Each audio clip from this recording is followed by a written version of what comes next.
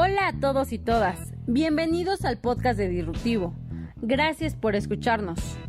Hoy queremos compartirles la entrevista especial a Lourdes Garza y Germán Zubia, cofundadores de Hipocampus, y a Román Poisou, autor del caso del libro México 10 Emprendedores Sociales, que se logró con el trabajo en conjunto de Disruptivo TV, el Centro Cemex Tech, Editorial Lead y el TEC de Monterrey. No te la pierdas, fue una entrevista muy entretenida donde se habló de la labor de Hipocampus en la educación. Escuchémosla.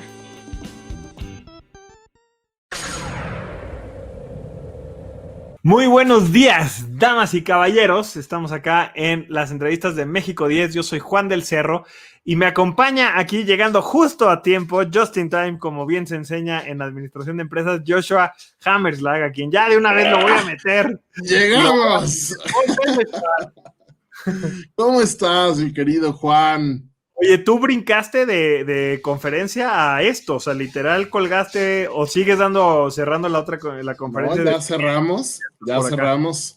Estamos en el evento de Enactus. A todos los Enactus les mando un gran saludo. Y bueno, ahora conectados acá, muy felices, contentísimos de tenerte, Juan, que te extrañamos mucho la semana pasada. Sí, la verdad es que, o sea, tenía toda la intención de sí venir porque estaba de vacaciones, pero llegué el mismo miércoles, pero mi cuerpo, yo creo que de regreso de vacaciones dijo, no quiero que vuelvas a trabajar, y la verdad es que sí me puse muy malo, pues hasta casi el domingo, la verdad, anduve ahí malo, pero bueno, ya estoy bien, ya estamos de regreso, y muy emocionados porque el día de hoy tenemos una entrevista, una charla muy cool, el día de hoy con nosotros, Joshua.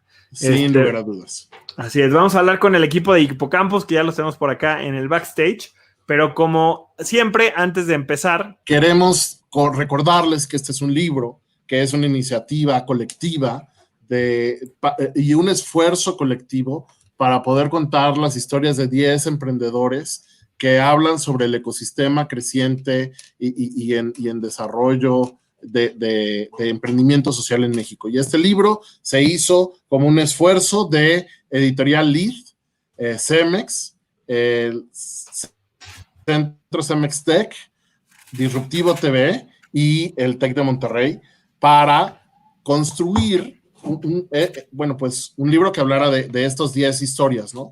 Además, tuvimos la colaboración de agentes del ecosistema de emprendimiento social que nos ayudaron a hacer la selección de estos 10 casos, porque al final lo que queríamos era reflejar a esos casos que hablaban de las distintas industrias, de los distintos modelos de negocio, de las distintas historias, de cómo empieza un emprendedor desde cero, de cómo tenemos historias de emprendedores consolidados de muchos años, de cómo tenemos historias de alguien que se veía haciendo esto toda la vida, alguien que jamás imaginó haciendo esto.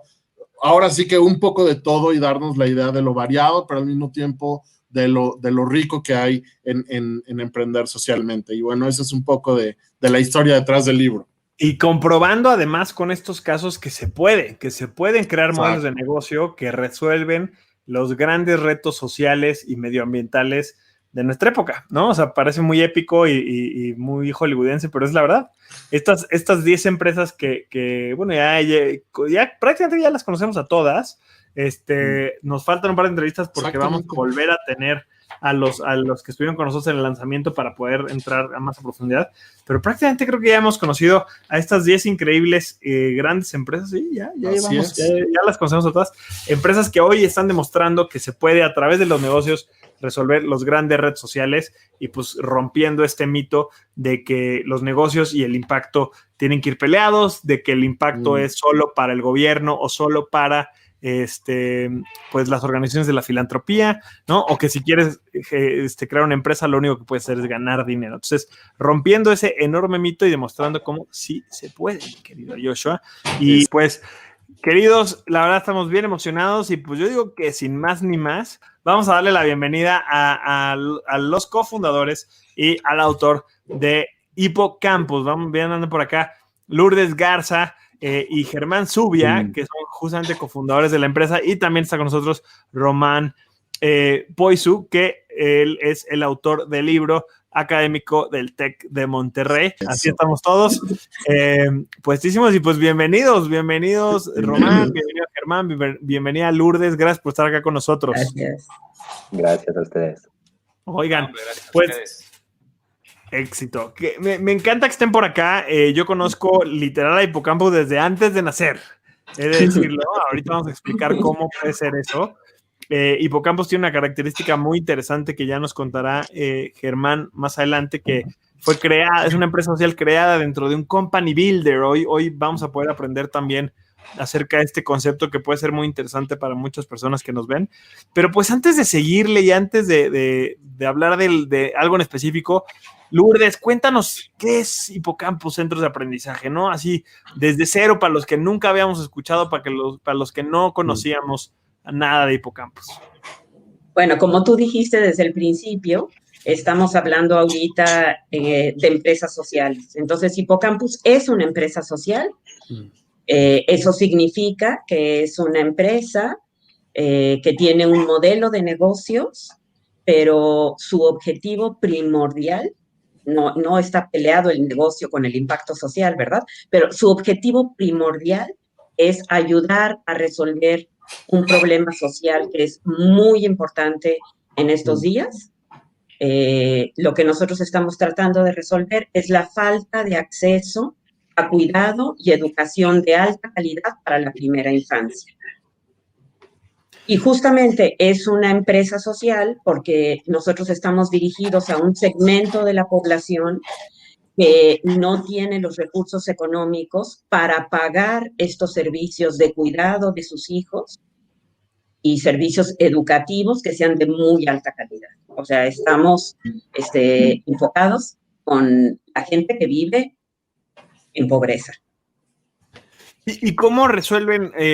Bueno, dos preguntas me gustaría como ahí hacerte, aunque sin profundizar ahorita tanto en la problemática, podemos volver a esto después para acabar de entender el concepto. O sea, que nos contaras qué es la primera infancia, porque es un concepto que quizá mucha gente no conoce, hasta dónde llega, dónde es considerada, y ¿cómo se llama? Y cómo lo atienden en particular, porque también se puede atender este tema desde muchas canchas diferentes, ¿no? Y el modelo de ustedes es muy, muy específico. Así es. Bueno, primera infancia significa niños muy pequeños. Tradicionalmente, o lo más común, el concepto es desde el nacimiento hasta los 6 años. Es decir, estamos hablando de los años antes del ingreso a la primaria. Okay. En este tiempo, digamos, o en esta etapa de la vida, la mayoría de los niños que asisten a un lugar donde los cuidan, en realidad asisten a una guardería. Eso es lo que nosotros estamos tratando de resolver, justamente. Nuestro esquema no es que tenemos una guardería, sino tenemos un centro de aprendizaje.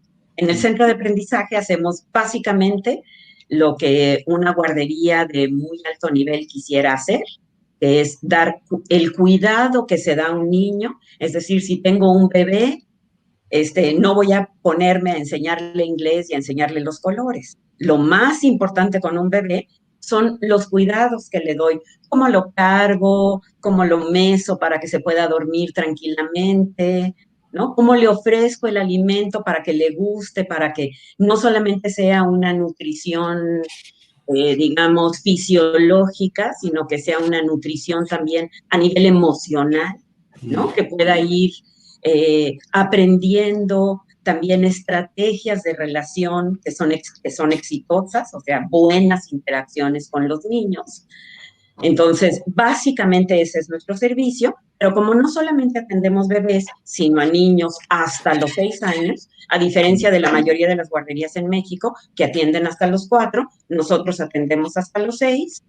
Entonces, también tenemos programas de desarrollo, vamos a decir, académico, ¿no? O sea, programa educativo más allá de los cuidados, pero sí quisiera hacer mucho énfasis en que en la primera infancia lo más importante son los cuidados.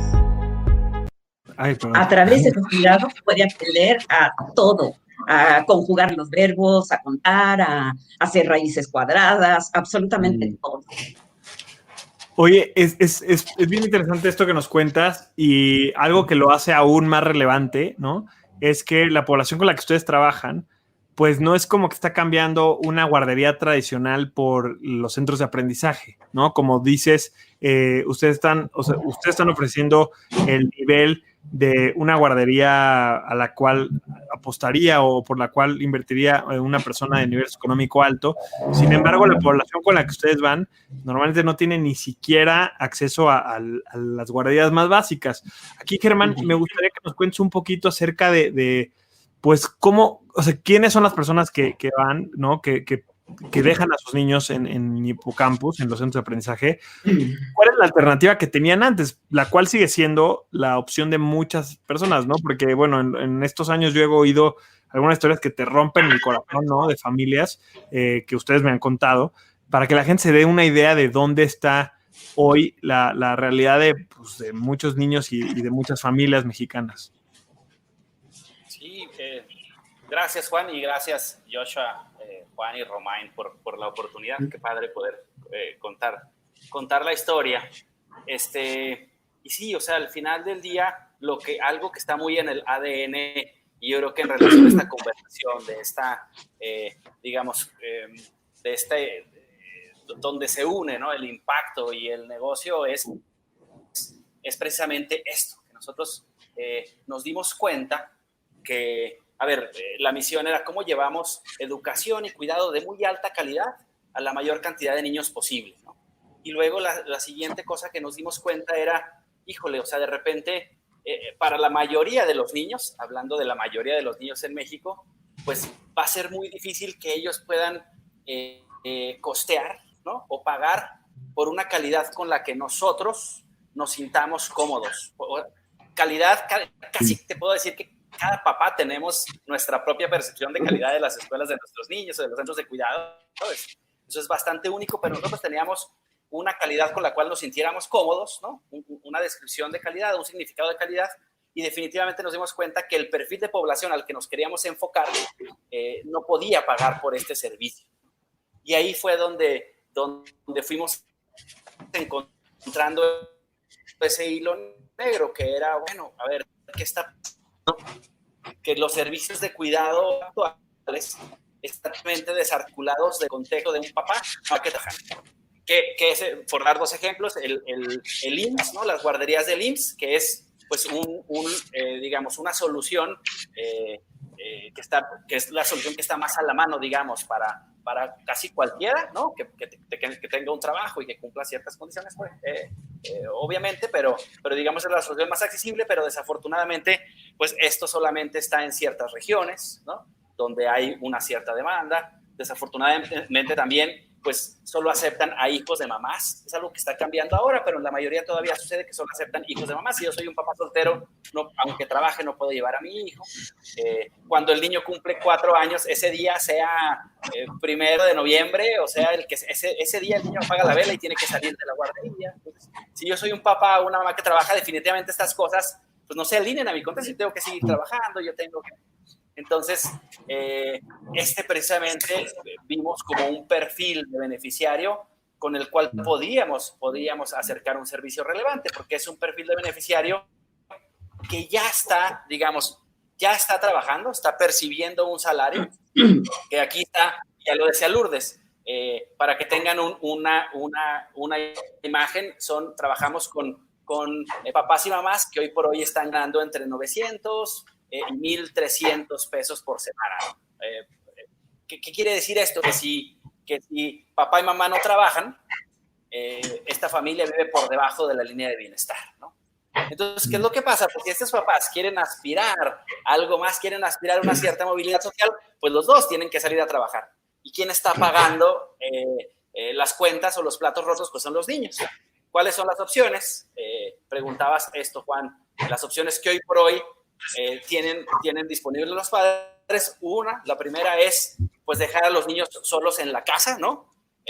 Y muchas veces los dejan solos en la casa por todo el horario laboral, que significa muchas veces las 8 horas más las horas de transporte, ¿no? En muchos lugares les llaman inclusive niños con llave, ¿no? A veces están encerrados y ya puedo hablar de cosas mucho más tristes porque muchas veces están pues incluso atados y cosas de este tipo. Y no me malentiendan, no es porque los papás sean malos, al final es en nombre de la seguridad del niño muchas veces, ¿no? Entonces nos encontramos con esta opción.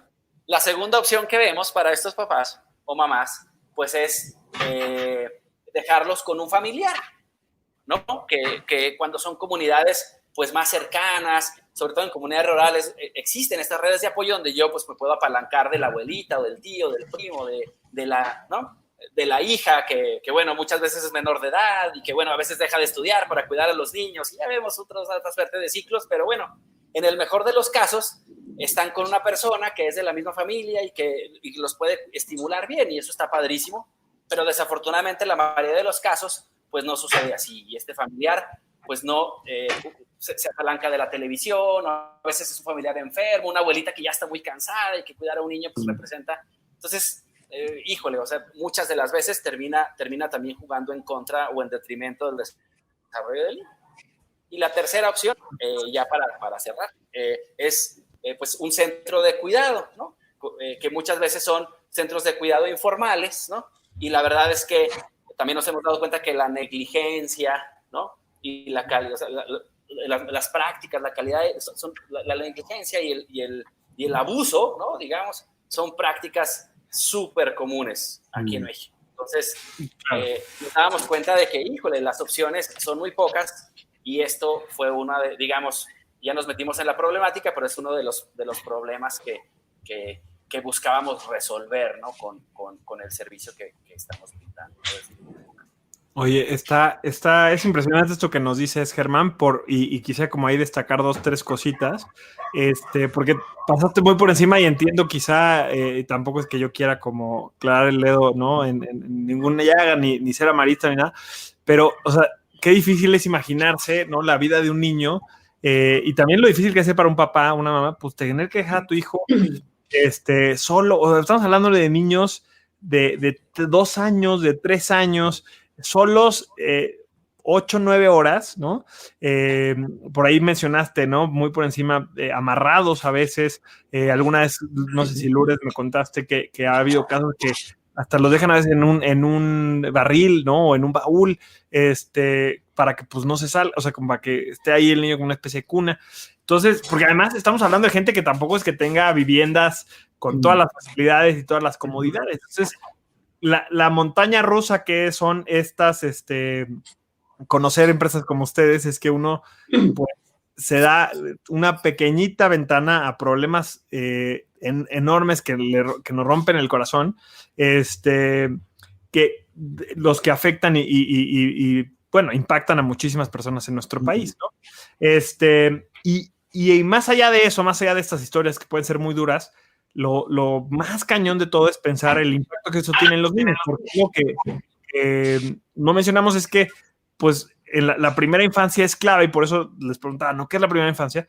La primera infancia es clave porque si en esos primeros años, en esos primeros meses, no tienes los cuidados, la alimentación correcta, o sea, ya pasas un punto de no retorno, ¿no? Tu cerebro no se desarrolla bien, tu cuerpo ya nunca va a llegar a un desarrollo pleno, etcétera, etcétera, etcétera. Entonces, te limita de manera permanente. Exacto, ¿no? Entonces, está cañón, y por ende creo que ustedes, es increíble, pues, la aportación. O sea, como que cuando hablamos de medición de impacto, yo creo que más allá de que pues, nos puedan decir cómo lo miden, es invaluable. O sea, es invaluable lo que hacen ustedes y lo que aportan, porque literal es, pues, no sé si salvar es la palabra, pero pues sí cambiar la vida de los niños que, de no estar con ustedes, pues estarían en una condición terriblemente. O sea, yo quería resaltar eso, y ya le doy la palabra a Yoshua, porque sí creo que estos son de esos problemas que cuando uno los conoce, y luego pasa lo de las guarderías, que bueno, ya no nos vamos a meter en ese tema porque no nos vamos a meter en temas políticos, pero luego pasa lo de las guarderías en México y dices, ¿cómo es posible, ¿no? que esto pase? Entonces, vale la pena recargar la dimensión del problema y la profundidad del problema para entender por qué es tan relevante su trabajo, ¿no? Sin duda, y yo quisiera retomar con Romain. Yo sé que tú tienes contacto y contexto de Hippocampus desde antes de escribir el caso, y quisiera retomar un poco contigo, Romain, desde tu perspectiva, desde el contexto en el que tú lo has visto y la oportunidad que te dio de escribir el caso. ¿cómo ves un poco de este problema, la profundidad que tiene este problema? Y por otro lado, ¿qué es lo que hace a Hippocampus especial en el sentido de la manera en la que aborda este problema? Vaya, gracias, Joshua. En términos de entendimiento del problema, la realidad es que no acabo de entenderlo, porque es tan profundo, tan grande, tan grave, que pues yo me quedo boca abierta cuando escuché a Lourdes y a Germán compartir este problema, esta realidad que yo, siendo extranjero, pues desconozco en su mayor parte, pero que al vivirla a través de los ejemplos que ellos me dieron, pues me queda asombrado y aún más impresionado por la labor que están haciendo. Y ¿qué podríamos decir de que hace destacar a Hippocampus? Pues son muchas cosas, pero si tuviera que escoger algunas, me gusta mucho cómo están planteando la solución. Es decir, hay un acercamiento, el valor que agregan a esos niños, a sus papás, que es obviamente lo más importante y siempre Lourdes y Germán lo han compartido como la razón de ser de Hippocampus. Pero también ha encontrado la forma de mostrar el impacto que tiene este proyecto para las empresas que se harían con Hippocampus. Y cuando uno entra al sitio web, pues ve el impacto que tiene el tema de la deserción, del hecho de ser papá o mamá en México y el impacto que tiene sobre los retrasos en el trabajo, sobre la rotación del personal, sobre todos esos problemas personales que se vuelven un problema para la empresa. Y cómo lo han planteado como una solución, tanto para los papás y sus niños, como para las empresas, es de las cosas que más me han gustado. Y como les comentaba, hay muchas cosas que me gustaron del caso, obviamente, pero esta forma que tiene de decir, yo te vengo a solucionar la vida a ti, empresa, pero también a ti, papá, y va a mejorar la vida de tus niños, se me ha hecho increíble. Y más, pues nosotros, y Joshua lo sabes muy bien, que trabajamos en este tema de desarrollo de emprendedores sociales, ver esos modelos que han encontrado el punto exacto de la combinación entre impacto y modelo de negocio, es siempre una maravilla verlo. Ha sido una gran experiencia, definitivamente. Y si tuviera que agregar algo a esta experiencia que a mí me ha gustado mucho, es que pues siempre que tratamos con empresas, las tratamos en un momento en específico. Un momento en el cual se encuentran, por el cual se acercan con nosotros. Con Hippocampus me ha tocado una labor increíble que fue entender la historia de Hippocampus, no el dónde están ahorita, pero de dónde nacen, cuáles fueron los pasos cuando se incorpora Lourdes, cuáles fueron las primeras guarderías, y ha sido una experiencia muy, muy valiosa, y vaya, nuevamente agradezco mucho a Germán y a Lourdes de haberme abierto la puerta, de haber compartido tanto para que se pudiera escribir este caso. Qué rico que nos compartas esto, porque sin duda Hippocampus tiene como muchas capas, ¿no? Y yo creo que una de las grandes capacidades que han tenido es, a pesar, y ahorita quiero entrar en eso, a pesar de que de alguna manera podríamos decir, ay, bueno, el modelo ya existía, han tenido una gran capacidad de innovación en llegar a la persona adecuada para lograr que el modelo suceda, ¿no? Y en armarlo de manera, ahora sí que empaquetar el regalo de manera que realmente lo quieran tomar. Y una de las cosas sumamente particulares, yo diría incluso únicas, que tiene Hippocampus, es que nace desde un company builder.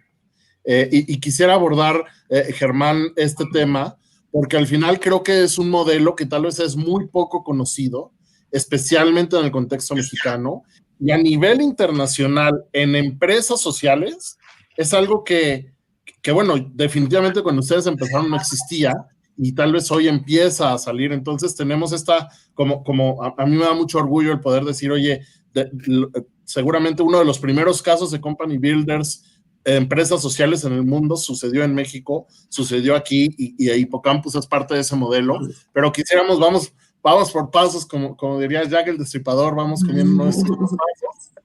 Vamos entendiendo qué es un company builder y cómo es que Hippocampus nace de una idea, o más bien nace de un esfuerzo de una company builder. Sí, a ver, como dicen, son muchas capas, y la verdad que siempre ya te empiezas a meter, y luego, así que ustedes me paran si es que me dale. o deja de ser relevante, pero al final la historia, tratándolo de poner así de forma muy, muy corta, lo que nosotros buscábamos desde el Company Builder ¿no? Era, a ver, necesitamos, ¿cómo podríamos catalizar, ¿no? ¿Cómo podemos hacer que existan más empresas que tengan un componente pues de impacto y de negocio, más empresas resolviendo problemas a través de mecanismos de mercados? O sea, veíamos que si ya de por sí armar una empresa es un reto mayúsculo, ¿no? Me gusta cómo lo define este tipo, este Brian Chesky, el que fundó Airbnb, que decía, no, es que hacer una empresa es como ser un profesional cada 6 meses, y cada 6 meses están cambiando de trabajo. Cada 6 meses eres un profesional de fútbol, 6 meses tienes que ser un profesional en básquet, los siguientes 6 meses en béisbol, los siguientes 6 meses. Éxito.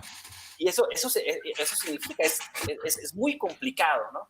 Y luego cuando tu foco es el ADN, es social, entonces estás enfocado en mercados, pues, mucho más retadores o etcétera, pues lleva el reto hacia otro nivel. Entonces, digamos, ¿cómo podríamos facilitar que existan más de esos casos, ¿no? Y al principio ni siquiera pensábamos en un company builder como tal, al final era esto. Y lo que nos fuimos encontrando en el camino fue esta ruta de decir, a ver, hay 2 cosas que veíamos en el sector. Una, para que haya más casos necesitamos aprender, o sea, hacer más visible lo que ya está funcionando. O sea, ¿por qué estamos siempre empezando desde cero y otra vez? ¿Y por qué estamos invirtiendo tantos recursos en reinventar ruedas? Y la verdad es que ahí empezamos a retar muchísimos paradigmas, es decir, es que ¿saben qué? O sea, el nombre del juego no es la innovación. O sea, el nombre del juego es la colaboración acá, ¿no? Y desde ahí empezamos a decir, es que necesitamos encontrar quién ya lo resuelve, entender muy bien el problema, encontrar quién ya lo resuelve y luego facilitar todos los recursos que se necesiten para que esto que ya funciona, pues aterrice o sea adaptado o sea adoptado en otro contexto, ¿no? Y con esto, ¿qué va a pasar? Decíamos, pues es muy lógico, si aprendemos de algo que ya funcionó muy bien, pues por ende, o sea, por lógica casi natural, pues estaremos maximizando las probabilidades de éxito. Y de repente había otro componente que era, pues también qué padre, porque nos encontramos que lo que ya tiene éxito le cuesta mucho trabajo salir de donde está y escalar y crecer. Entonces, de repente decir, qué padre que también podamos apoyar a soluciones que quizá jamás llegarían a México a llegar, ¿no? Entonces, como que desde ahí nace Conovo, con ese como objetivo dual, o conectar esos 2 puntos.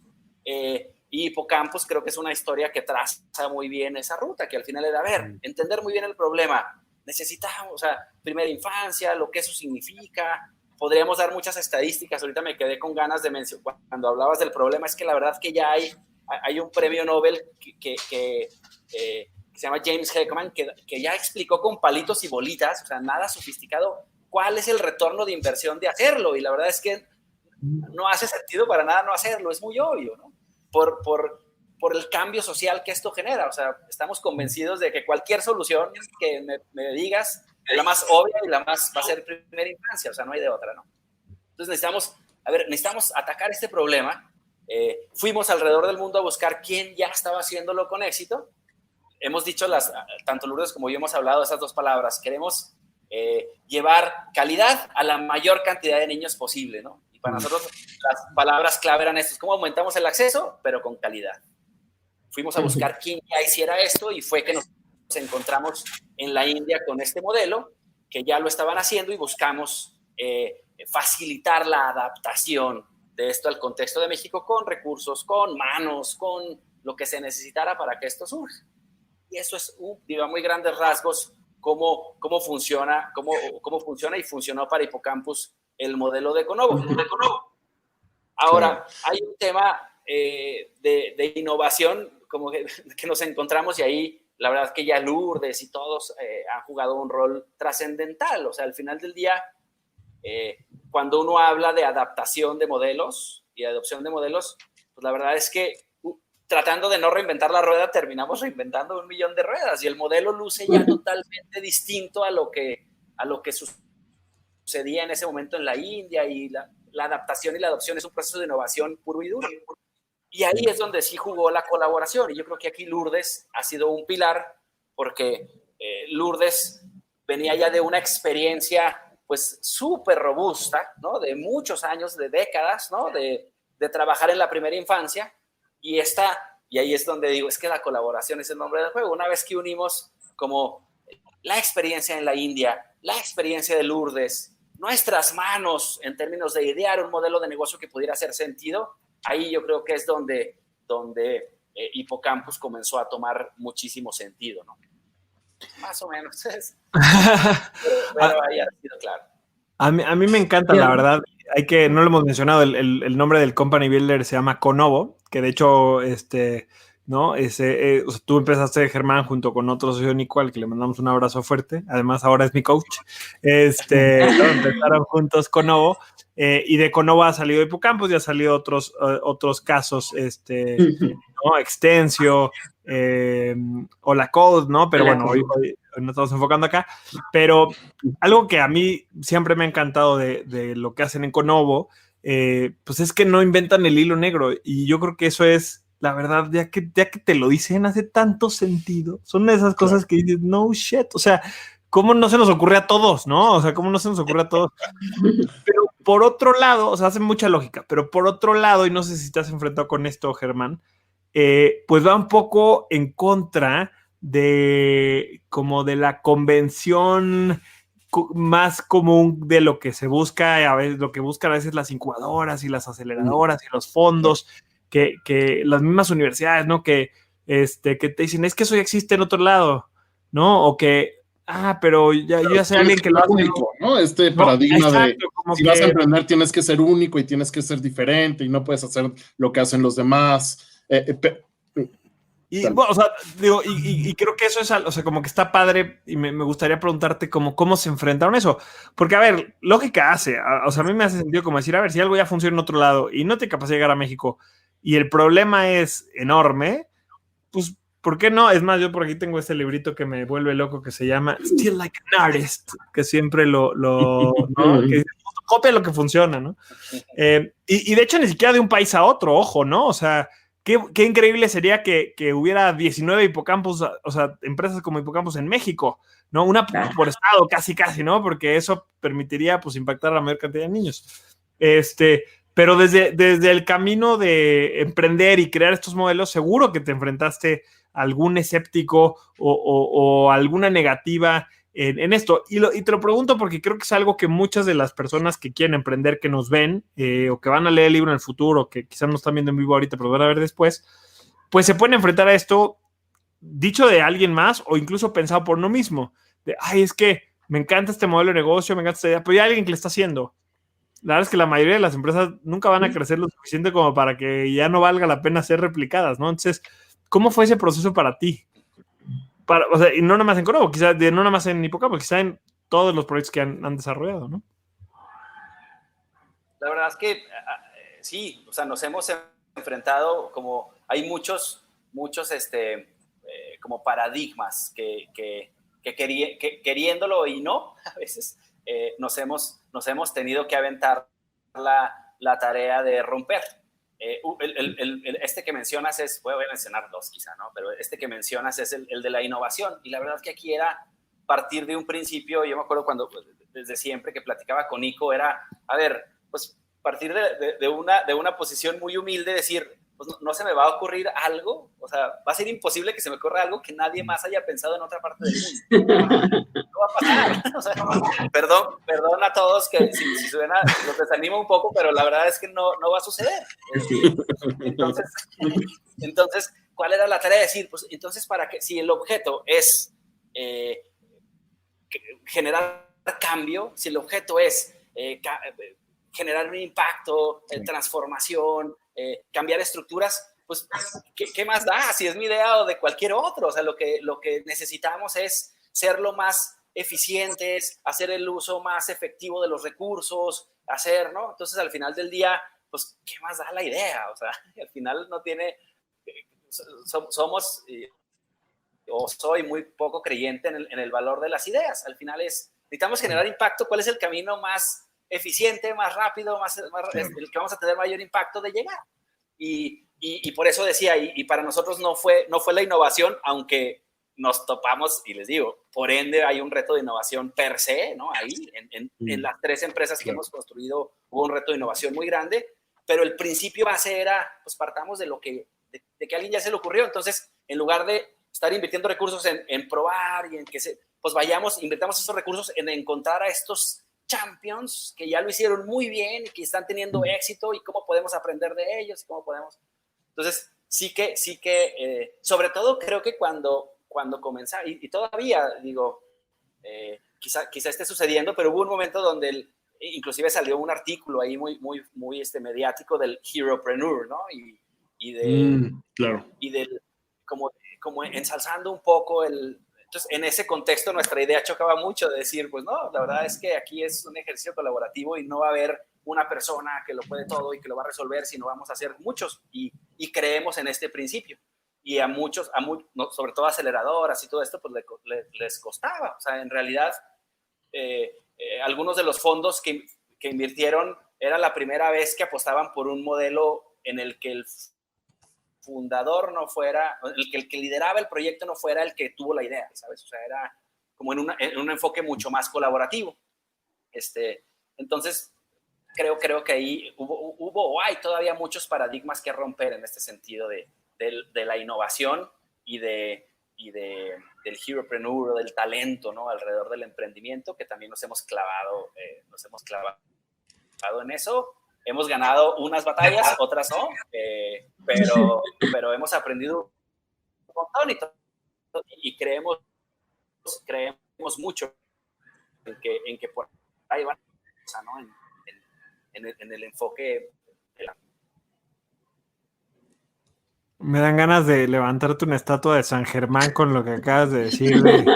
Yo no creo en el valor de las ideas, ¿no? O sea, lo que importa es el impacto, wow, ¿no? Qué importante dejar lo superficial de lado y enfocarnos en lo que verdaderamente importa, ¿no? Que by the way, y celebro mucho que se nota muy claramente la razón de por qué Lourdes está en este proyecto como una de las cofundadoras cuando lees el caso. ¿Y cuáles son sus aprendizajes? O sea, se nota clarísima la razón de Lourdes por la cual está acá, que me encanta. Josh. Lourdes, quisiéramos abordar contigo desde la otra perspectiva, el decir, ¿cómo se vive el sumarte a un proyecto que de primera instancia podrías decir, oye, esto no es mío, ¿no? Y como abordar desde la otra perspectiva, el decir, por un lado, el decir, ¿cómo fundo un proyecto que no voy a manejar? Pero por otro lado, ¿cómo me sumo y cómo viviste tú este proceso de sumarte a un proyecto que desde esta perspectiva de founder no era tuyo, ¿no? ¿Y cómo fue para ti? No me importó eso de que no fuera mío. Lo único que me importó, bueno, para mí, cómo lo viví, cuando yo me sumé a Hipocampus, la mera verdad es que yo no creía para nada en las empresas sociales. Esa es la verdad. Yo vengo del mundo de las ONGs. Ok. Donde lo que nos importa es el impacto social que tengamos. Claro, por supuesto. ¿No? El modelo de negocios, ¿qué nos importa? ¿No? Lo que importa es llegar a la gente que más lo necesita, y eso es lo que estamos haciendo en Hipocampus, ¿no? Entonces, cuando Germán dijo, sí, por supuesto que puedes hacer eso, yo dije, entonces sí me sumo, porque no solamente voy a poder trabajar con una comunidad, con una pequeña comunidad donde atiendo a 80 o 90 niños, sino que el impacto del trabajo va a poder llegar realmente a muchas familias. Nosotros estamos convencidos en Hipocampus, voy a hablar también por Germán, espero que, sé que concuerda, el éxito empresarial no es importante. O sea, no queremos de aquí hacernos ricos. Lo que queremos es que la empresa sea sustentable. Es decir, que no tengamos que estar pidiendo un donativo y otro donativo y una inversión y otra inversión, sino que del mismo trabajo que hacemos, el trabajo pueda crecer para llegar a más niños. Y creo que eso hace a Hipocampus completamente diferente de otras empresas sociales, donde sí, pues sí, atendemos algún reto social, pero lo importante aquí es que es una empresa, por lo tanto tiene que haber unas ganancias, ¿no? supeditado el impacto a las ganancias. Y aquí es al revés. Está supeditadas las ganancias al impacto, ¿no? Por supuesto, vivimos en un mundo donde sí tenemos que generar recursos, porque si no la empresa se va a morir, ¿no? Pero donde el centro de nuestro trabajo no es cuánto podemos ganar o cuántos centros podemos tener para tener una mayor ganancia por ese volumen. El centro de nuestro trabajo es cuántos centros podemos tener para poder ayudar a esas familias a que escapen del ciclo de pobreza, de violencia, de exclusión, porque estos retos sociales se viven de generación en generación. No es que una señora nació en la pobreza y va a salir de la pobreza y va a pasar a la clase media. Eso es un mito, ¿no? O una mentira, no sé cuál de las dos usar. Este pobre se va a quedar pobre, ¿no? Entonces, ¿qué es lo que nosotros tenemos que hacer para cambiar eso? Para que todas las personas tengan acceso a una vida digna, ¿no? Los derechos no es, tú tienes derecho a la educación, sí, pero pues tienes un mal salario. No, es todo junto. Si uno de tus derechos no lo estás pudiendo ejercer, entonces no estás teniendo acceso a tus derechos, así de grueso, ¿no? Hay rezago escolar en estas familias, pero tampoco hay acceso a la alimentación, ni tampoco hay acceso a servicios dentro de la vivienda, agua potable, al servicio de limpia, a servicios de salud. Entonces, estamos pisoteando el total de los derechos de estas familias. Entonces, a mí lo que me convenció de entrar a Hipocampus es que tenemos en el centro el impacto social. Y la otra cosa que también me convenció es que no solamente en Hipocampus tenemos en el centro el impacto, sabemos que el impacto no lo hacemos nosotros, sabemos que el impacto en la vida de estos niños y de estas familias lo hacen ellos. Nosotros no los empoderamos, ellos se tienen que empoderar, ellos son los que se empoderan. ¿Cuáles son sus fortalezas, no? Atender a un niño durante 6 años, desde que nace y hasta que se va a la primaria, no va a cambiar la vida de ese niño. A pesar de todo lo que dijo Heckman, el premio Nobel que mencionó Germán, si tú inviertes en la primera infancia, esa inversión va a perdurar por el resto de la vida de ese individuo. Espérate, Heckman. Sí, siempre y cuando tú trabajes con esa familia, porque la persona que tiene un impacto perdurable en la vida de un individuo son sus cuidadores primarios, sea mamá, papá, abuelos, ¿no? Si estamos en un orfanatorio, las cuidadoras del orfanatorio. Tus cuidadores primarios son los que pueden hacer esa diferencia. La maestra de la escuela, no importa que sea la mejor escuela del planeta, la mejor maestra del mundo, no hace ninguna diferencia.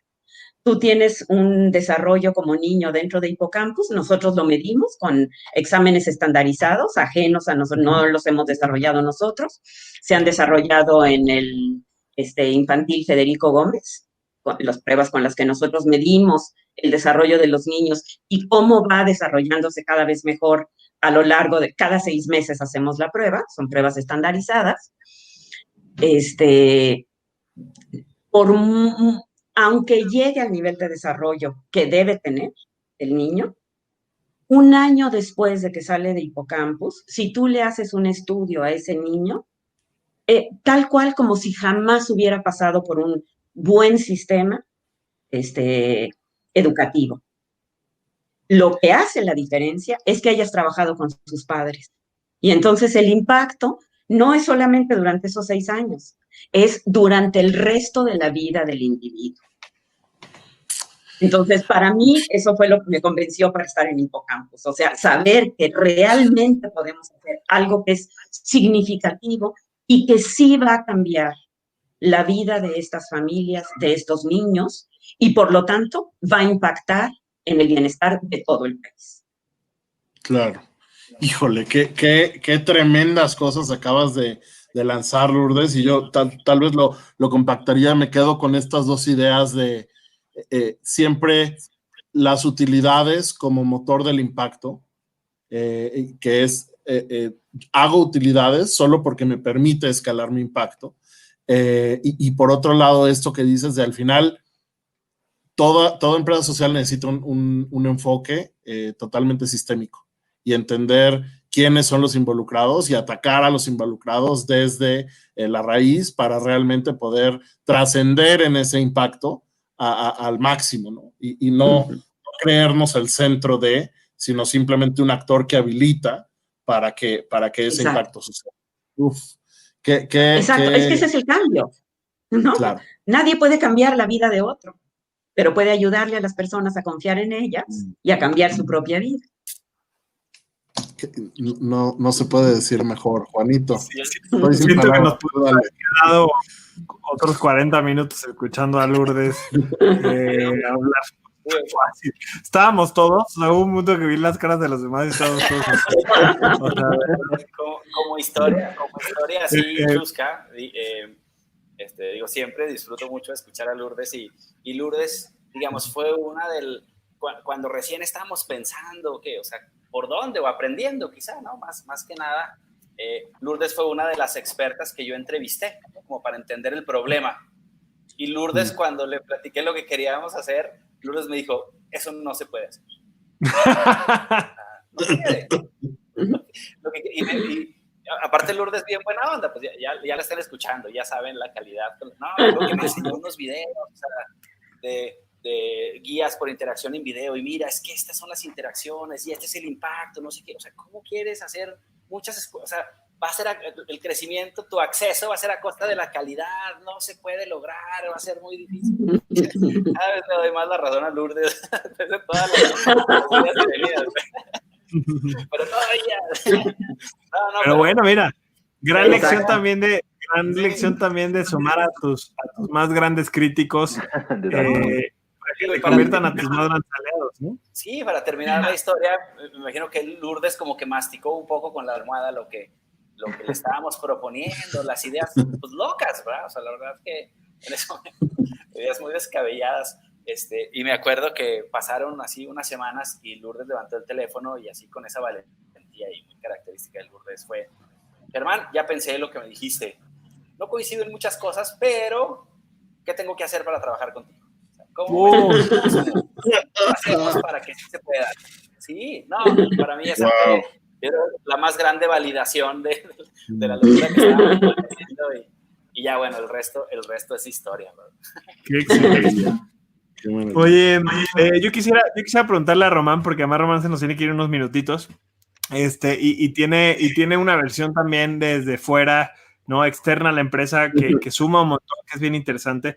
Hemos hablado mucho del impacto, pero creo que justamente ahorita, y la misma Lourdes decía, ¿no? You gotta play the game, ¿no? O sea, vivimos en un mundo en el que hay que ser sostenibles, en el que hay que generar recursos para que esto funcione.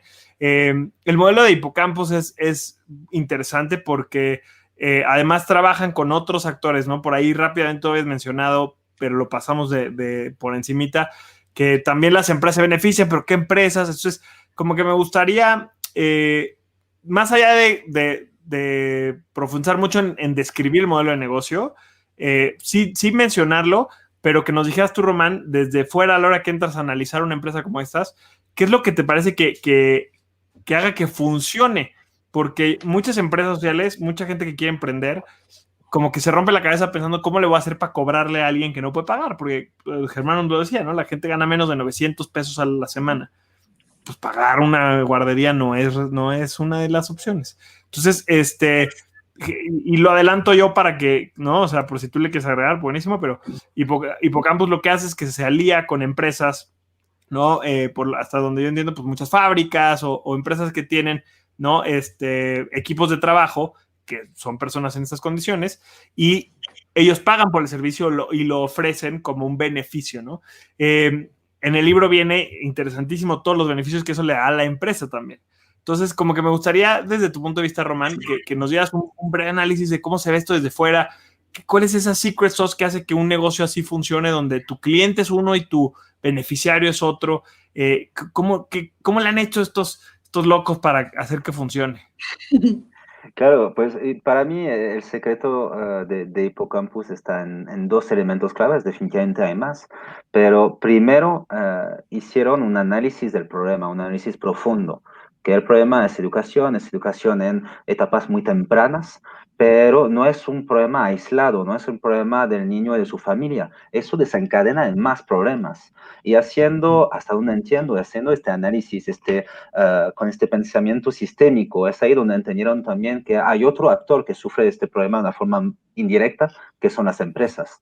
¿Por qué? Porque tiene que ver con la asistencia y la eficiencia de los empleados que sufren este problema en carne propia con sus hijos y que afecta como segunda derivada a la empresa. Entonces, cuando haces ese mapa de actores, puedes encontrar el que sí puede pagar, que está dispuesto a pagar porque le genera un valor más grande que el pago que tiene que hacer. Y el tema de la rotación del talento en México y en el mundo es un tema fuerte. Hay un estudio que calculó que perder un empleado equivale a perder 6 meses de su sueldo. El tiempo que contrates a una persona adicional, que la capacites, que se vuelva tan eficiente como la persona anterior, pues corresponde a 6 meses de sueldo. Y contar con una plantilla laboral con la cual puedes confiar, que llega a tiempo, que se va a tiempo y que está al 100% en su trabajo cuando le toque trabajar, pues da otro nivel de desempeño de la empresa.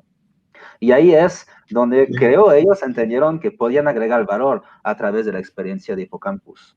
Eso es uno, haciendo este análisis sistémico de la problemática y ver cuáles son los diferentes actores. Y el segundo punto que para mí es clave y que va más con las personas es la humildad que tienen, y mucho de lo que comentaron durante esos 50 minutos va hacia ahí.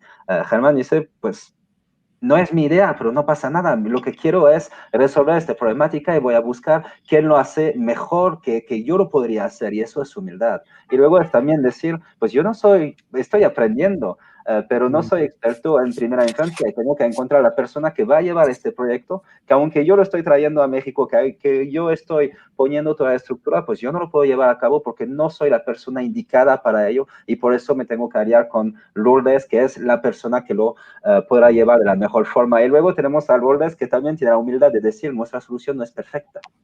Entonces, sabemos lo que no está bien en lo que estamos haciendo, lo que no está perfecto, lo que tenemos que mejorar, y es así como lo podemos ir mejorando. Entonces, vaya, insisto, esta parte de humildad, pero humildad inteligente, es decir, no es que no lo estamos haciendo lo suficientemente bien, es que pues sabemos lo que duele, sabemos dónde podemos mejorar y lo vamos a hacer.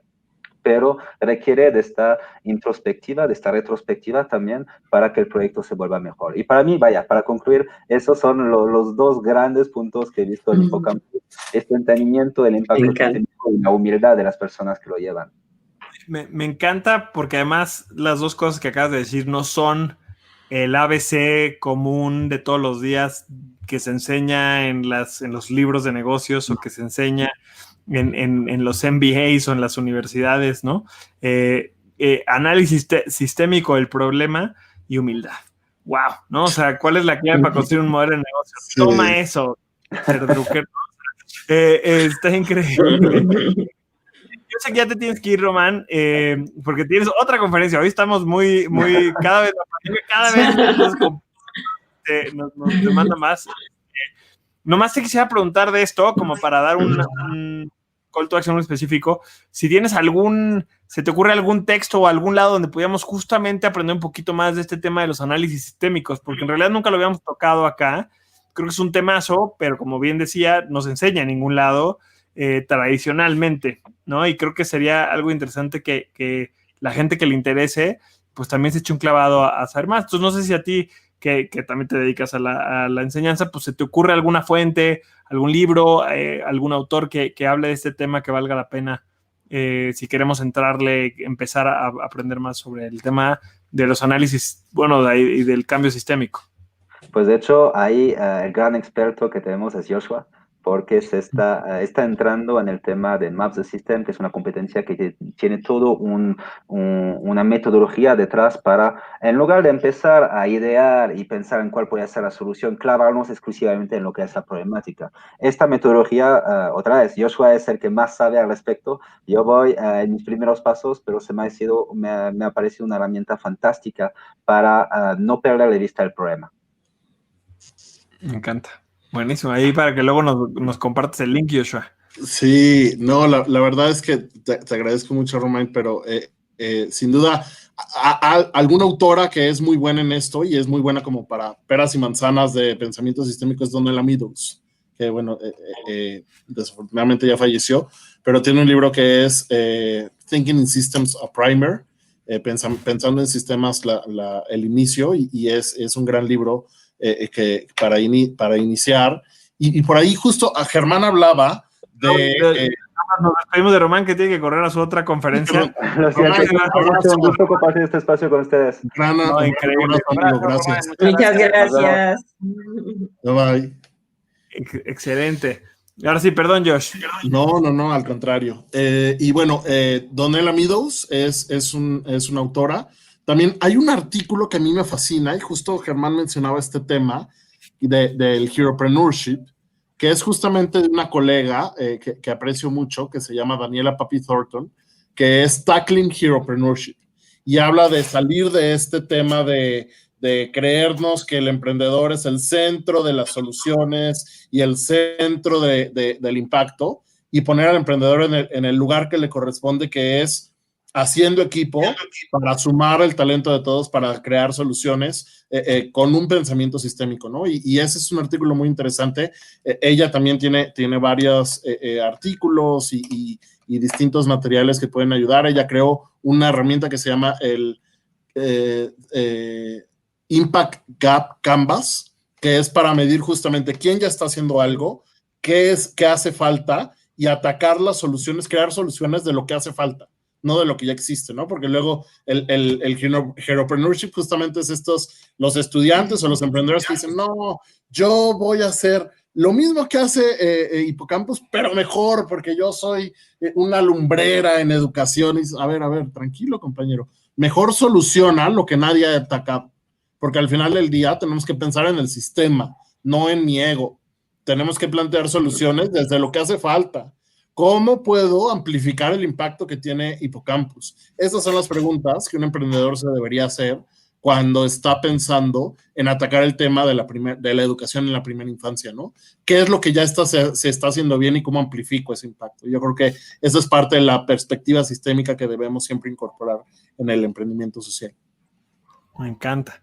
Oigan, chicos, pues para siempre tratamos de cerrar alrededor de las 8. Esta plática ha estado muy buena y hay mucho que platicar. Yo no puedo escuchar del impacto, qué ha pasado en estos años, que nos cuenten historias, así como escuchamos las historias pues tétricas, terribles de la realidad que se vive en México y en el mundo. ¿Qué ha pasado después de Hippocampus? ¿Cuál es el impacto que hoy se vive, se genera? Platíquenos, por favor, de eso. No le hagan caso a Juan, él nos corre, pero... No, yo no iba a decir que ya, yo nomás iba a decir como para ir... no le hagan caso a Juan, ustedes... No sé si Lourdes y Germán ya se quieren un ratito, pero no, creo que está padre esto, también conocer qué es lo que ha pasado, cuál es el resultado. Yo también todavía tengo un par de preguntas más por ahí, no te preocupes, yo no voy a cortar. No parece que ya son las 8, no parece que ya son las 8. A lo mejor podemos hablar de los resultados como en distintos niveles. Uno sería en los centros que hemos logrado abrir. Hasta la fecha hemos abierto 6 centros. Estamos por abrir el 7º.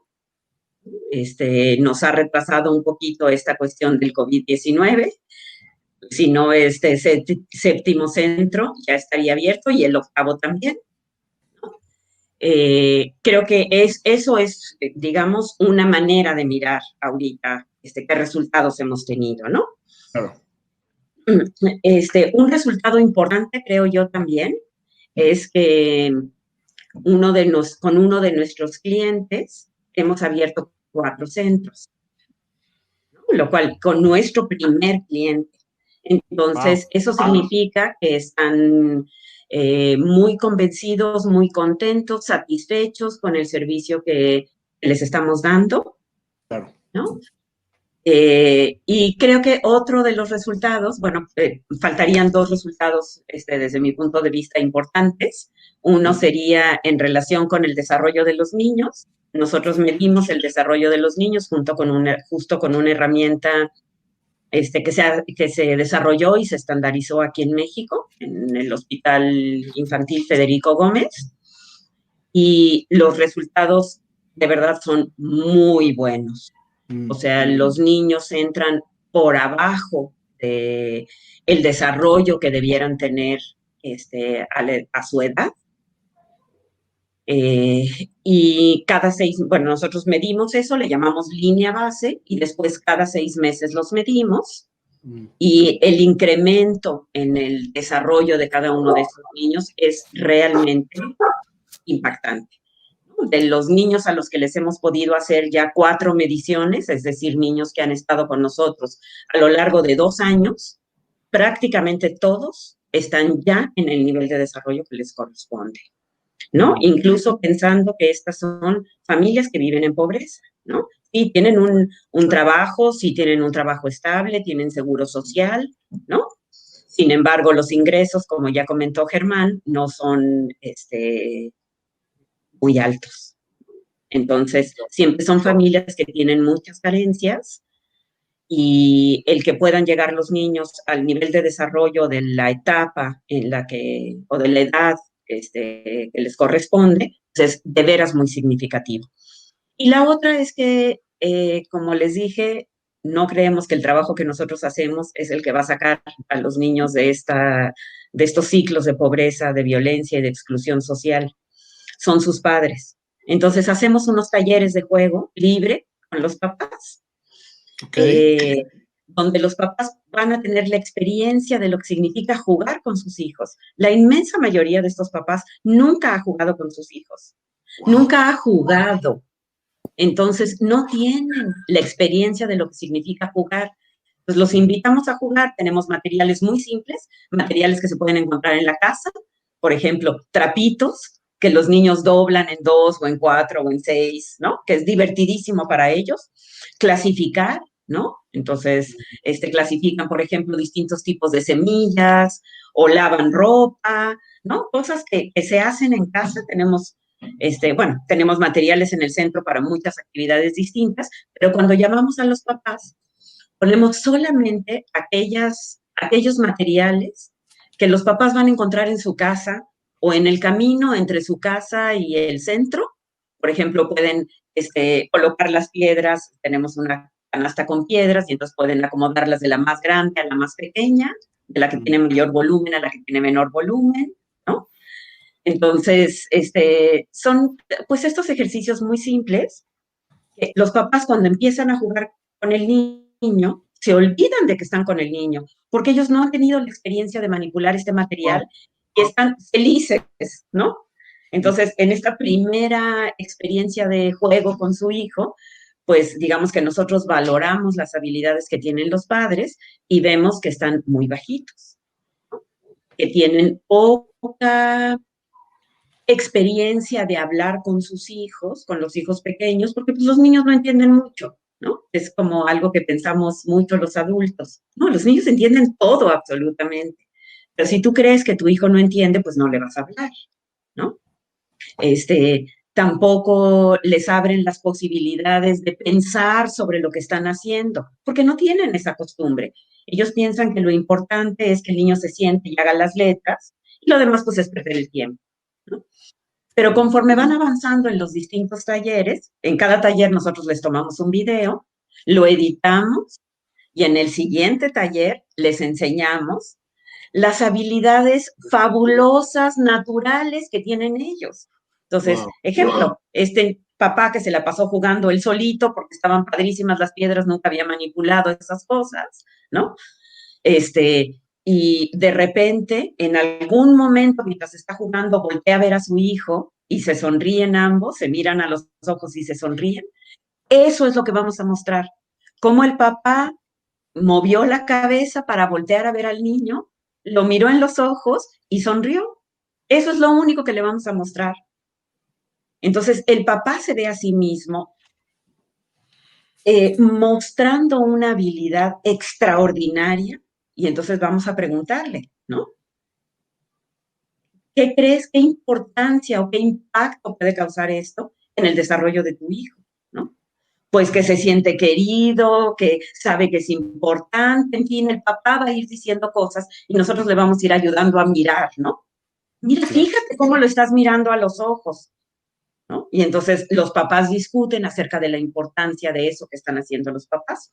Y cuando termina el taller, que son 6 sesiones, resulta que los padres han desarrollado muchísimo sus habilidades para jugar. Y eso es lo que sí va a impactar en la vida del niño. La verdad que qué profundo, ¿no? Me cuesta hasta expresarlo, ¿no? Pero nunca hubiera pensado honestamente, después de ver, o sea, al entender o de la manera en la que entendí Hippocampus, nunca hubiera pensado que el centro, la semilla principal de lo que están es justo este tipo de sesiones, ¿no? Digo, entendí el concepto general de decir, pues la primera infancia y la familia es importante, pero el expresarlo así, ¿no? Qué increíble, qué increíble.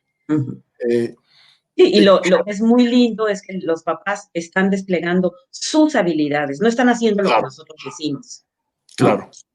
Y lo único que queremos mostrarles, o sea, partimos el video en pedacitos para mostrar los momentos exitosos. Probablemente estos padres nunca antes habían escuchado que ellos son buenos padres que tienen unas habilidades extraordinarias. Y entonces lo que sucede, digamos, eso también lo muestra la neurociencia, lo que sucede dentro de tu cerebro es que tú te sientes tan orgulloso de ti, estás tan emocionado con lo que has hecho, que lo que quieres es repetir la experiencia, quieres volver a jugar con tu hijo. Y eso es lo que cambia la historia.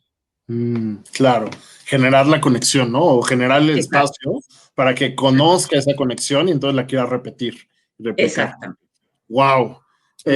Bueno, pues, Germán, quisiera retomar contigo un poco, entrar al tema. Bueno, estamos en una realidad, en una contingencia que sin duda, bueno, para el modelo como el de ustedes, representa retos, y quisiéramos abordar un poco el tema de cómo es que ustedes han buscado o logrado adaptarse en este entorno, qué es lo que están haciendo, cuál es la perspectiva, cómo ven ustedes esto, qué los ha llevado a hacer, a innovar, a renovarse, a replantear cómo han vivido este proceso.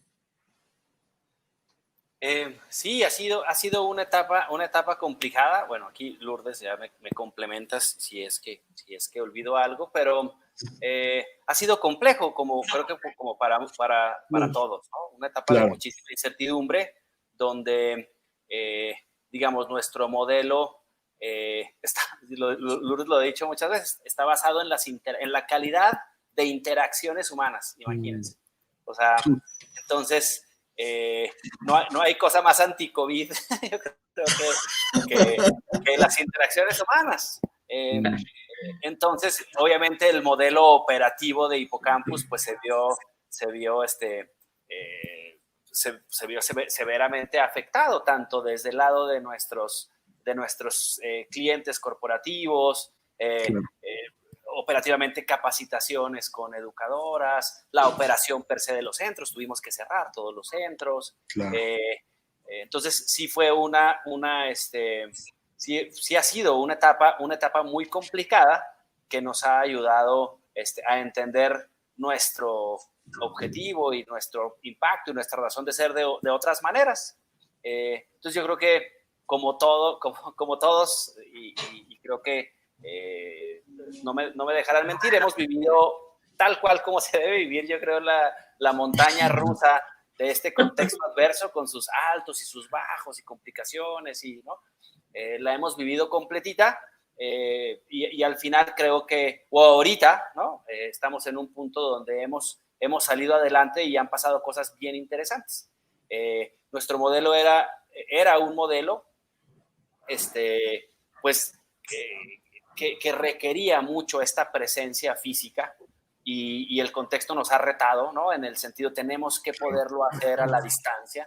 Entonces, se han desarrollado contenidos espectaculares para capacitación de educadoras, que pensando un poquito más en sistema, luego esto es muy emocionante, porque son cosas extraordinarias que ahora podemos compartir y que ahora podemos externar, y que mucho más personas ajenas a nuestros centros y a las 5 o 10 educadoras que están acá en el centro pueden beneficiarse. Entonces, de repente se torna como una perspectiva muy emocionante.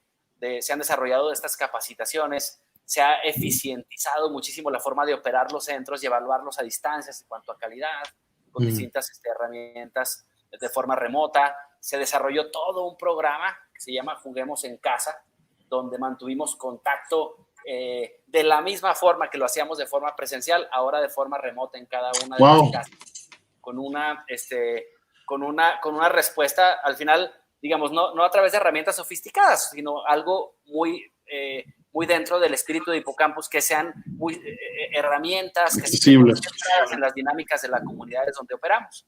Entonces, a través de WhatsApp y a través de este tipo de herramientas que ya son muy utilizadas, logramos desarrollar toda esta estrategia de Juguemos en Casa, que ha tenido una respuesta súper bonita desde los papás, desde los niños y las educadoras mismas. Entonces, y esto nos abrió toda una ventana de posibilidades de cosas que pueden suceder hacia adelante. Ahora ya comenzamos las primeras reaperturas, ya reabrimos el primer centro en Michoacán, que es una zona que operó, o sea, digamos que era bandera blanca o semáforo blanco. Aquí tú estás más informada de los técnicos, pero digamos... Sí, los municipios de La Esperanza. Exacto, una comunidad que se mantuvo con un nulo nivel de contagios, entonces nos permitió abrir y ya operar bajo el nuevo contexto, que al final del día trabajamos con niños pequeños y el rigor operativo pues es al máximo nivel, no hay un margen de error, aquí cero, ¿no? Entonces, ese es el principio básico, y ahora pues el COVID lo llevó, o la pandemia lo llevó hacia un nivel máximo todavía, donde pues hay que seguir otra suerte de protocolos. Entonces, esta primera apertura ya nos dio una muy buena sensibilidad de lo que va a significar operar en este nuevo contexto centros físicos, más allá de lo digital, y la verdad es que nos ha ido muy bien. O sea, hasta ahora creo que solo 3 niños de los que estaban antes no se han vuelto a inscribir. Entonces, la respuesta ha sido buena, porque al final el problema de nuestros beneficiarios es el cuidado. Ellos están trabajando, entonces era inminente poder seguir ofreciendo el servicio, y ya digo, creo que hay una muy buena perspectiva de cómo operar con éxito y con sumo cuidado y con, como nos gusta al final hacer las cosas ya en este nuevo contexto, ¿no? Claro. Me encanta esto, Germán, o sea, porque aunque no nos hemos enfocado mucho en estas entrevistas en el tema de la pandemia, creo que el caso de ustedes específicamente es relevante por la naturaleza de la empresa. Y creo que lo más padre es ver justo esto, cómo enfrentan, ¿no? Desde la creatividad, desde la exigencia, ¿no? Que mencionabas ahorita, desde hacer las cosas como nos gusta, hacerlas bien hechas, ¿no? Ahí eso habla mucho de ustedes. Y me gustaría como preguntarte hacia adelante, cómo una empresa como ustedes, cuando se enfrenta a un reto como este, que asumo no es el único reto, ¿no? Al que se han enfrentado, ni al que se van a enfrentar, o crisis, así. ¿Cómo cambias, o sea, como tu prospección, cómo cambias tu proyección hacia adelante? Lo pregunto porque además en el libro viene una sección muy específica en la que ustedes hablan de su crecimiento, cómo lo han cambiado, siempre como que nunca queremos repetir lo que se dice en el libro, simplemente para mencionarlo. Me encanta que al principio tenían ustedes como buenos emprendedores, no sé si decir ingenuos, ¿no? Pero apasionados, motivados, digamos, ¿no? Ambiciosos, 12 centros al año. Luego dicen, chale, no, o sea, está bien cabrón, y en realidad en 2 años hemos abierto 4, pero los hemos hecho bien, ¿no? Que justo hoy en la mañana tenía una conversación acerca de las cebras, y cómo las cebras, en lugar de los unicornios, de estas startups que buscan crecer a lo pendejo, por no decir, bueno, a lo pendejo, ¿no? Por no decirlo de otra manera, las cebras buscan crecer de manera más sostenida, bien sustentable, tanto económicamente como operativamente, etcétera. Entonces, yo estoy muy a favor del crecimiento sostenido, con calma, orgánico, y demás. Pero aún así, aún ya, o sea, ya teniendo esa visión, ya habiendo pasado del crecimiento exponencial a un crecimiento sostenible, ¿cómo cambias ahora ante una crisis? Porque pues deberías de seguir, o sea, su prospección, y aquí también Lourdes, ¿no? O sea, Lourdes, Germán, su proyección es seguir creciendo, es más bien adaptarse y explorar estas nuevas oportunidades que han surgido, porque además, pues, esta pandemia no va a parar mañana, ni en un mes, ni en 6, y dos, muchas cosas quizá no vuelvan nunca a lo mismo. Pero por otro lado, quizás es una oportunidad para llegar a niños a los que jamás llegarían, ¿no? Claro. Entonces, como que, pero sin poner yo palabras en su boca, o sea, como cómo cambia la mentalidad emprendedora, tu visión hacia el futuro cuando nos enfrentamos a retos como estos. ¿Quieres responder, Lourdes, o respondo yo, como tú quieras? Pues, si quieres, empieza tú y yo te interrumpo. Órale, pero me interrumpo. Sí, claro.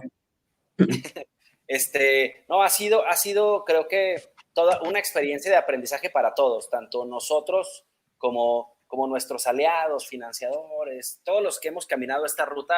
Ha sido una gran experiencia. Al principio recuerdo, o sea, me acuerdo que queríamos llegar a 100 centros en los próximos 5 años. Esa era nuestra meta, ¿no? Y luego, obviamente, nos hemos ido topando con pues, N factores tanto internos como dentro de nosotros, o sea, y del equipo, como externos, ¿no? Regulaciones y una suerte de cosas que de repente, a la hora de plantear las cosas en papel, hasta que no lo haces al final del día, es que sabes cuál va a ser el nombre del juego. Entonces ha sido como toda una experiencia de aprendizaje para todos, en las que hemos ido pues entendiendo qué es. Y la verdad es que aquí ha sido mucho aprender del ecosistema, ha sido mucho de aprender de qué es una empresa social, del balance de impacto y negocio, y a todos nos ha costado, en mayor nivel escala, cada aprendizaje nos ha costado mucho, pero hemos manejado seguir pues todavía los mismos aliados remando sobre esta ruta que para muchos en muchos sentidos era desconocida, o era nueva, o era no. Entonces, todavía más allá de lo que ha sido construir Hippocampus, y lo hemos platicado Lourdes y yo, ha sido construir el ecosistema de lo que esto significa, ¿no? Y creo que para todos los emprendedores sociales ahorita es algo que toca, o sea, que de repente pues es un ecosistema en construcción, tanto de acceso a financiamiento, y que toca irlo construyendo conforme vas construyendo el emprendimiento, ¿no? Hablando de llevar la dificultad a niveles más extremos, pues esa es otra parte que nos ha tocado plantear, y parte de lo que estas crisis ha traído, pues ha sido como un entender, a ver, ¿qué somos, ¿no? O sea, ¿qué es Hippocampus? Y cuáles son nuestras expectativas reales, ¿no? ¿Qué es lo que queremos lograr? ¿Para qué estamos haciendo lo que estamos haciendo? Y entender qué tan cómodos estamos con lo que estamos logrando, y quién sí y quién no, y está bien, ¿no? Pero este entendimiento y volver al origen del por qué, ¿no?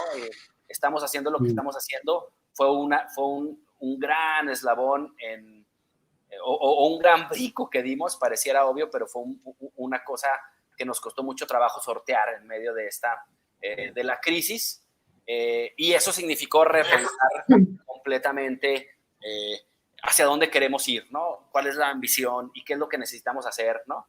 Y también ya venía un bagaje de los 3 años, ¿no? De 2016, 2017, ¿no? Tres años que llevamos operando, cómo los capitalizamos, y al final sí que tuvimos que redefinir la estrategia y plantearnos una ruta y un plan muy inmediato hacia sostenibilidad financiera, ¿no? O sea, como todo mundo redirigir los esfuerzos y decir, tenemos que, antes que nada, llegar a un punto de equilibrio que nos permita como esta independencia financiera, y en base a esto, como retomar músculo y fuerzas para ahora sí apuntar a crecer, sea de la forma que sea digital o sea en escala en base a centros.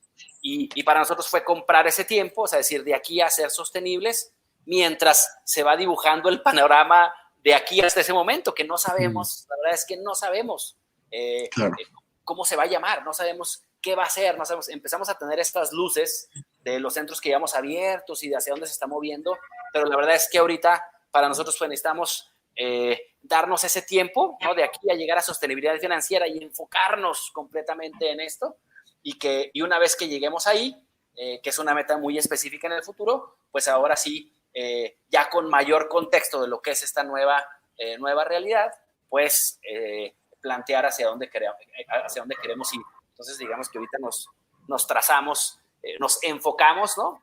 Y tratamos de evitar muchas distracciones que veníamos teniendo y enfocarnos como flechas hacia este objetivo de alcanzar sostenibilidad financiera a costa de muchas cosas muy dolorosas. Cerramos centros, tuvo que salir del equipo gente ultra valiosa, N cosas muy complejas como para ser lo más estratégicos y enfocados posibles hacia este primer meta, ¿no? Que tenemos como organización. Y que creo yo que prácticamente a todos nos ha afectado esta crisis, ¿no? A nivel mundial. Sin embargo, para una empresa que se dedica al cuidado de los niños, pues no puedes cuidar niños desde lejos. Tienes que cuidarlos en sitio, ¿no? Entonces, evidentemente, es un momento difícil para los empresarios que quieren abrir una guardería, porque pues, ¿cómo voy a abrir una guardería aunque eso me dé muchos beneficios si ahorita no se pueden abrir, ¿no? Claro. Entonces, bueno, quién sabe cuándo se van a abrir y la SEP, quién sabe cuándo va a abrir sus colegios, o sea, hay tanta incertidumbre en general en el mundo, pero en particular en lo que tiene que ver con la atención a la infancia, que ha sucedido esto que dice Germán, ¿no? Entonces, lo que nosotros teníamos la expectativa de cuándo vamos a llegar a punto de equilibrio estaba más lejos en el futuro de lo que lo necesitamos el día de hoy. Entonces, por eso hemos tenido que reenfocar, pero muchísimas cosas, ¿no? Claro. Desde cómo estamos funcionando, cómo nos organizamos, cuánto gastamos, en qué sí gastamos, qué sí es la tarea prioritaria y cuáles vamos a dejar para un poco más adelante, ¿no? Ha sido muy intenso, la mera verdad, pero creo que dentro de todo, ha sido una etapa en la que hemos podido aprender mucho y muy rápidamente. Yo siempre he estado en contra de hacer las cosas a distancia, porque creo que lo que es fundamental en la primera infancia es la calidad de las interacciones con los adultos. Entonces, ¿cómo le voy a mostrar a una educadora a la que estoy formando cómo tener una interacción de alta calidad con un niño? Estoy a través de una pantalla, ¿no? Claro. Entonces, yo siempre me había negado absolutamente a eso, no nada más porque tengo 61 años, sino porque creo en el valor enorme de la interacción cara a cara, cercana, en que el niño te toca la cara, ¿no? Que tú le preguntas cosas, en fin, o sea, pues, claro. Los niños a través de la pantalla no piensan lo que pensamos los adultos, ¿no?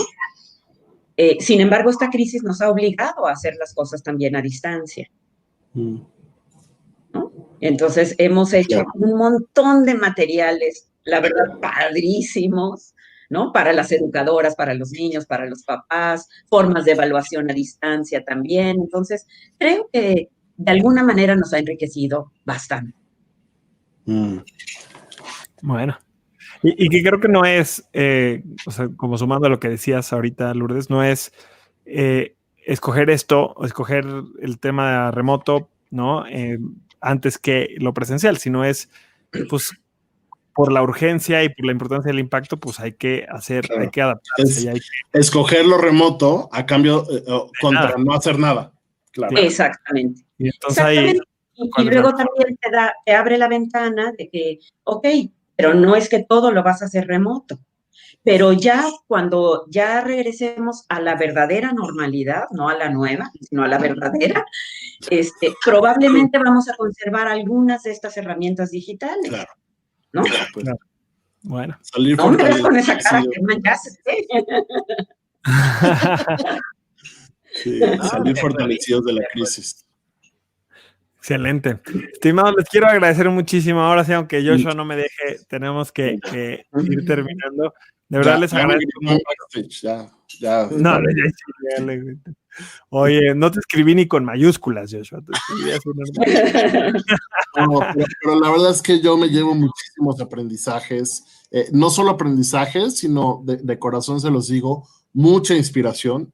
Su pasión, su enfoque, su honestidad brutal para hablarnos no solo de los deseos, sino de la realidad. Yo me la llevo en el corazón y les agradecemos muchísimo este espacio y este tiempo que creo que fue enriquecedor y estamos seguros que a todos los que lo vieron y los que lo seguirán viendo y escuchando será igual de inspirador y enriquecedor que para nosotros. Súper. Muchas gracias a ustedes. No, gracias a ustedes. Muchas gracias. Germán, Lourdes, pues nos despedimos de ustedes. Josh y yo nos quedamos unos 2-3 minutitos más para recordar algunos últimos detalles, pero de verdad les agradecemos mucho el tiempo y pues más que el tiempo, todo lo que hacen y todo lo que inspiran, porque de verdad estoy seguro que hoy hay muchas personas que se van de aquí con ganas de hacer algo más y mejor, además, ¿no? Porque creo que algo que nos han dejado muy claro ustedes es que hay que hacer las cosas bien. Hacer el bien hecho. Me encanta. Muchas gracias. Gracias. Un abrazo. Quería estar hoy hasta Los Ángeles, porque hoy estamos muy internacional. Exacto, sí. A punto de ver a mi nieto. Eso. Felicidades. Muy bien. Un abrazo. Un abrazo. Josh, qué brutalidad de conversación, de charla hoy, la neta. Increíble, qué padre que pudieron estar, ¿no? Que pudieron estar ambos. Y nos llevamos muchísimo. Y bueno, pues hay que despedirnos, hay que agradecerle, primero que nada, agradecerle a toda la banda que nos está viendo, a todos los que han participado. No podemos verlos nosotros a ustedes, pero sí a los que han comentado, Ariquitza Pineda, Danish Palflo, Alejandro Florian, a ver quién más anda por acá, al principio a Berta Cruz, Alejandra del Río, a Katy Álvarez, ¿no? A 200 emprendedores, Esmeralda Blanco, Paulina Verduzco, Carla Ahumada, Dulce Juárez, a toda la banda, Fátima Álvarez, que ¿cómo se llama aquí? No tuvo sino que se las echa todas. De verdad, muchísimas gracias a toda la banda que estuvo con nosotros. Nos quedamos con una gran inspiración y esto es para ustedes, así que de verdad, muchas gracias. Todos nos despedimos y nos vemos próxima semana, 7 de la noche. Ya nada más quedan 2 y van a estar muy buenas. Así que nos vemos, inviten a sus amigos y pues a toda la banda. Nos vemos por acá. Hasta luego. Adiós a todos. Bye. Chao.